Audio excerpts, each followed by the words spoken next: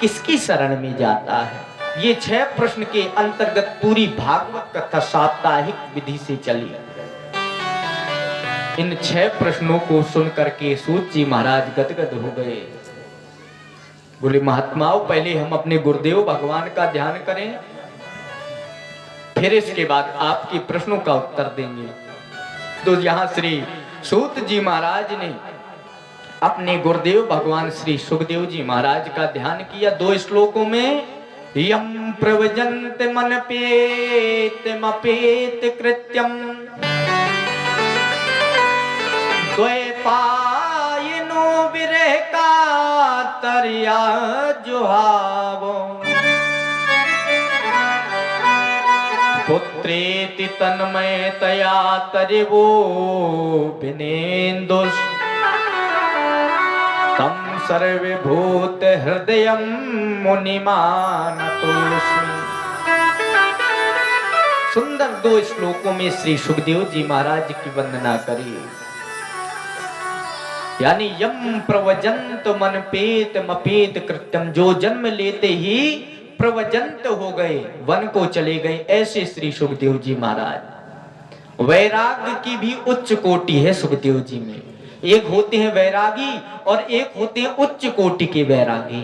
उच्च कोटि के वैरागियों में अगर देखा जाए तो श्री सुखदेव जी महाराज की गणना की जाती है, क्योंकि सुखदेव जी महाराज माया से बिल्कुल अलग हैं। उन्होंने जन्म लिया, तुरंत ही माता पिता परिवार के बंधनों से हट करके चले गए थे। जैसे संसार में ऐसा कोई व्यक्ति नहीं हो सकता जो माया से अलग हो जाए, लेकिन धन्य है श्री सुखदेव जी महाराज, जन्म लेते ही माया से अलग हो गए थे। और वैसे तो अगर जीव का संसार में जन्म होता है तुरंत माया में लिपट जाता है कि भूमि परत जिम ढाबर पानी, जिम जी वही माया लपटानी। जैसे शुद्ध जल की बूंद जमीन में गिरते ही मलिन हो जाती है। शुद्ध जल आता है बरसात का, लेकिन जैसे ही इस धरती पर पड़ता है तो उसके कण तुरंत ही मिट्टी के कण उस जल की बूंद में लग जाते हैं। ऐसे ही जीव बिल्कुल स्वच्छ आता है जब इस धरा पर आता है, लेकिन जैसे ही इस धरा में आया तो तुरंत माया घेर लेती है। कहीं भाई का रिश्ता है, माता पिता भाई बंधु अनेक रिश्तों की माया में वो लिपट जाता है। लेकिन सुखदेव जी महाराज जैसे ही मां के गर्भ से बाहर निकले, तब तक बाहर नहीं गर्भ से आई जब तक भगवान ने स्वयं आशीर्वाद नहीं दे दिया। जब भगवान ने स्वयं कह दिया कि अरे मेरी माया का तुझ पर कोई प्रभाव नहीं पड़ेगा, तब भगवान सुखदेव जी इस धरातल में आए। क्योंकि संसार में लोग क्या देखते हैं कि माया माया सब भजे माधव भजे न कोई, जो कदापि माधवे भजे तो ये माया चेरी हो। माया का भजन तो सब करते हैं, लेकिन यदि जो अपने जीवन में माधव का भजन करने लगता है तो वो माया उसकी दासी बन करके रहने लगती है। और जो माधव का दास बन जाता है तो माया उसकी दासी बन जाती है। इधर तुरंत ही श्री सूत जी महाराज ने शौनकादि ऋषियों को संबोधन करते हुए भगवान नारायण का स्मरण करते हुए कहा कि ऋषियों, जो तुमने प्रश्न किए हैं वो केवल मंगल के लिए ही नहीं, लोक मंगल की दृष्टि से तुमने बड़े सुंदर प्रश्न किए हैं। अब ध्यान से सुनो, जीव का परम धर्म क्या है? जीव का परम धर्म क्या है? सवे पुंसाम परो धर्म यतो भक्तिर्तो चजे, अहे तो के प्रतिहता ययात्मा संप्रसीदति। प्राणी मात्र का परम धर्म क्या है? प्राणियों का परम धर्म है परमात्मा के चरणों से प्रेम करना सवै पुंसाम परो धर्मो यतो भक्तिर धोक्षजे। भक्ति करना ये प्राणी का परम धर्म है। लेकिन भगवान का प्रेम कैसा होना चाहिए? भगवान से भाई प्रेम तो हम सब लोग कर रहे हैं।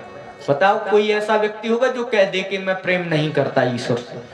ईश्वर से प्रेम तो हम सब करते हैं, लेकिन जो भगवान से वास्तविक प्रेम होना चाहिए, निष्कपटता का प्रेम होना चाहिए, कपट नहीं होना चाहिए। क्योंकि भगवान कहते हैं मन कृम बचने छाड़ चतुराई और भजत कृपा करे है रघुराई। मन कृम पूर्णतया कपट त्याग दें, चतुराई त्याग दें, तब भजन करेंगे तो परमात्मा के अधिकारी बन जाएंगे आप। निष्कपटता से जो भगवान का प्रेम होना चाहिए, यदि ऐसा प्रेम जीवन में व्यक्ति करता है तो भगवत्ता का अधिकारी बन जाता है। जैसे कैसा प्रेम होना चाहिए?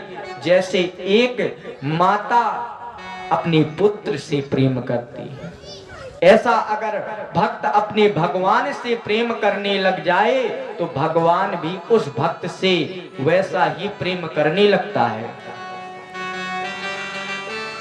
भगवान स्वयं कहते हैं कि कराहूं सदा तिने के रखवारी जिम बालक राखे महतारी। भगवान कहते हैं कि मैं भक्त से वैसा ही प्रेम करता हूं जैसा एक माता अपने शिशु से प्रेम करती है। विशुद्ध भाव से अगर भगवान के चरणों में रति हो जाए, वही जीव का परम धर्म होना चाहिए, भक्ति होना चाहिए। दूसरा भगवान के प्रति प्रेम का संबंध बताया, धर्मा स्वानिष्ठिता पुंसाम विश्ववक्षेन कथा सुयः नोत्पादये दतिरतिम श्रम एव हि केवलम। कहते हैं जो व्यक्ति जीवन में जितने धर्मानुष्ठान करते हैं उसका फल क्या होगा? अगर हम भगवान के चरणों से प्रेम करेंगे, धर्म के मार्ग में लग जाएंगे तो उसका फल क्या मिलेगा? धर्मस्य हाप वर्गस्य। धर्म का अर्थ ये नहीं कि हमें बहुत सारा धन मिल जाए। धर्म का मतलब ये नहीं कि धन की अपेक्षा व्यक्ति को हो। धर्म का उद्देश्य होना चाहिए धर्मस्य अपवर्गस्य, धर्म के द्वारा अपवर्ग की प्राप्ति। अपवर्ग का अर्थ होता है मोक्ष। अपवर्ग का अर्थ होता है मोक्ष। क्यों? तात स्वर्ग अपवर्ग हित धारिय तुला एक अंग और तूल नताही सकल मिले जिम सुख लवे सत्संग। धर्म का अर्थ होना चाहिए मोक्ष। धर्म का अर्थ ये नहीं कि हमें धन बहुत मिल जाए। और आजकल जितने धर्म हो रहे हैं सब धन के लिए ही हो रहे हैं। अगर आप अपने जीवन में धर्म को लाएंगे तो धन को हटाना पड़ेगा। तभी तो अक्सर देखते हैं जो धर्मात्मा होते हैं, वास्तविक धर्मात्मा होते हैं, उन्हें धन की चाह नहीं होती है। क्योंकि धर्म और धन एक साथ नहीं रह सकते। भाई धन एक प्रकार की कामना है और धर्म राम है। धर्म परमात्मा है और धन एक प्रकार की कामना है। तो कहा गया है कि जहां राम तहां काम नहीं और जहां काम नहीं राम। जहां परमात्मा होंगे वहां जीव की कामनाएं नहीं होनी चाहिए, और जहां कामनाएं होंगी वहां से ईश्वर हट जाएगा। भाई राम और काम, राम ईश्वर है, काम एक प्रकार का विकार है। विकार और ईश्वर एक साथ जीवन में कभी नहीं रह सकते। कि जहां राम तहां काम नहीं, जहां काम नहीं राम, और कबहू की रजनी रह सके, कबहू की तुलसी रह सके, रवि रजनी एक ठाम। कभी आपने देखा कि सूर्य और रात्रि एक साथ रह सकते हैं? ऐसे ही जहां परमात्मा होते हैं वहां कामनाएं नहीं हो सकती हैं। उन्होंने बताया कि अपवर्ग का अर्थ होता है मोक्ष। मोक्ष का नाम अपवर्ग क्यों है? मोक्ष का नाम अपवर्ग क्यों है? क्योंकि अपगता वर्गा अपवर्गा, यानी जहां कोई वर्ग ना हो वही है मोक्ष। जैसे हम लोग यहाँ पर बैठे हैं, कई वर्गों में बैठे हैं। स्त्री वर्ग अलग है, पुरुष वर्ग अलग है, संत वर्ग अलग है, ब्राह्मण वर्ग है, क्षत्रिय वर्ग है, ये कई वर्ग हैं। और जहां जाने के बाद सब एक वर्ग हो जाएं, उसे कहते हैं मोक्ष। भाई यहाँ पर जब तक हैं हम कई वर्गों में बैठे हैं। कोई कहेगा हम क्षत्रिय वर्ग के हैं, कोई कहेगा हम ब्राह्मण वर्ग के हैं, कोई संत वर्ग का हो जाएगा, कोई पुरुष वर्ग का हो जाएगा, कोई स्त्री वर्ग का है। लेकिन जब एक वर्ग के होना है तो वहां जाएंगे तो उसे क्या कहते हैं? शमशान, मोक्ष। शमशान क्यों कहा जाता है? क्योंकि वहां सभी की शान समान हो जाती है, सभी की शान समान हो जाती है, इसलिए शमशान कहा जाता है। लेकिन आजकल लोग कहते हैं मरघट। मरघट नहीं है वो, मरघट तो अपना घर है। मरघट अच्छा कहाँ होता है? जहां व्यक्ति की मृत्यु वो होता है मरघट। और मरता आदमी शमशान में है कि घर में? तो घर है मरघट, वो जरघट है। असली शमशान वही है जहां पर चाहे जितना अमलात्मा, विमलात्मा, महात्मा, योगींद्र, मुनींद्र, ज्ञानी, तपस्वी, धनार्थी, चाहे जितना बड़ा हो, और जब वहां जाएगा तो वहां शमशान में सबकी शान समान हो जाती है। ये जीवन है।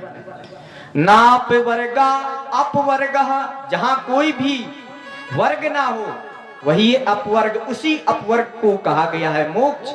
और ऐसे दिव्य अपवर्ग को पाना ही धर्म का उद्देश्य होना चाहिए। पहले प्रश्न का उत्तर कि प्राणी धर्म का उद्देश्य क्या होना चाहिए? प्राणी का धर्म क्या है? प्राणी का धर्म है परमात्मा के चरणों से रति। लेकिन उसी धर्म का उद्देश्य क्या होना चाहिए? धर्म का उद्देश्य होना चाहिए कि मोक्ष की प्राप्ति हो जाए। भगवान ने अर्थ दिया है, धर्मस्य हापवर्गस्य नार्थो अर्थयोपकल्पते। भगवान ने भी इसका अर्थ दिया है कि धर्मस्य अपवर्गस्य न अर्थो अपकल्पति, यानी धर्म करो, धर्म तो करो लेकिन धन के लिए नहीं धर्म करना चाहिए।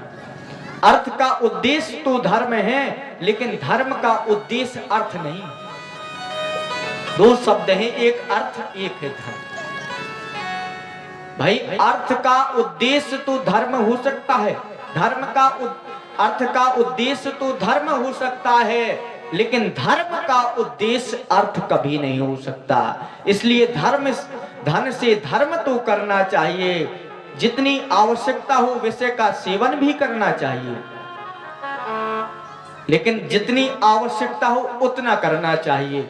शरीर पर यदि हम लोग बिल्कुल ध्यान ना दें तो शरीर किसी मतलब का नहीं रह जाएगा, रोगों का घर बन जाएगा। ऐसे ही, क्योंकि ऐसे ही अगर हम अपने धन का बिल्कुल ध्यान ना दें तो वो भी अनेक प्रकार के विकार आ जाते हैं। इसलिए धन को धर्म से जोड़े